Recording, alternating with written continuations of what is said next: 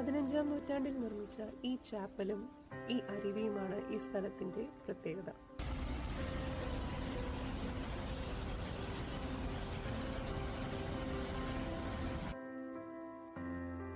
പിന്നീട് ഒരുപാട് കാലം കാട് പിടിച്ചു കിടന്നുവെങ്കിലും 1922 സർ ചാൾസ് ഗ്രേവ്സ് 1-ാം ലോക മഹായുദ്ധത്തിൽ കൊല്ലപ്പെട്ട തന്റെ മകന്റെ ഓർമ്മയ്ക്ക് വേണ്ടിയാണ് ഈ സ്ഥലത്തെ പുനരുജ്ജീവിപ്പിച്ചത്.